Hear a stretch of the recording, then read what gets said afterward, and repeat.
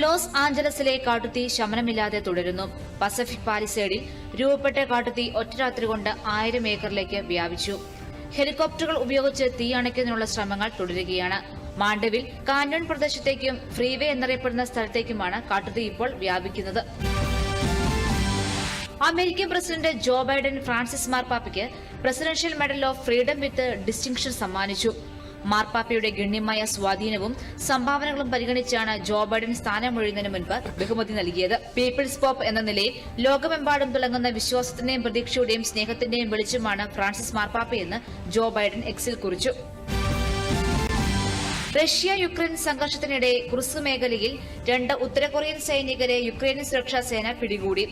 ഇത് എളുപ്പമുള്ള കാര്യമായിരുന്നില്ലെന്നും സൈനികർക്ക് നന്ദി അറിയിക്കുന്നതായും വോളോഡിമർ സെലൻസ്കി വ്യക്തമാക്കി. യുദ്ധ തടവുകാരെന്ന നിലയിൽ 2 ഉത്തര കൊറിയൻ സൈനികർക്കും വൈദ്യസഹായം നൽകുന്നുണ്ടെന്നും സെലൻസ്കി അറിയിച്ചു.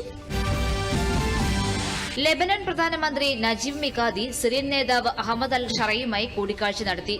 സിറിയയിലേക്കുള്ള ആദ്യ ഔദ്യോഗിക സന്ദർശന വേളയിലായിരുന്നു കൂടിക്കാഴ്ച. ലെബനിലെ സിറിയൻ അഭയാർത്ഥികളെ നാട്ടിലേക്ക് കൊണ്ടുപോകുന്നതിനുള്ള മാർഗങ്ങൾ ചർച്ച ചെയ്തു. ഇരു രാജ്യങ്ങളും തമ്മിൽ എല്ലാ തലങ്ങളിലും സഹകരിക്കാനും കൂടിക്കാഴ്ചയിൽ ധാരണയായി. യുഎസ് മെക്സിക്കോ അതിർത്തിയിലെ അനധികൃത തുരങ്കം പൊളിച്ചുമാറ്റി. യുഎസ് ബോർഡർ പട്രോളിംഗ് വിഭാഗമാണ് തുരങ്കം പൊളിച്ചുമാറ്റിയത്.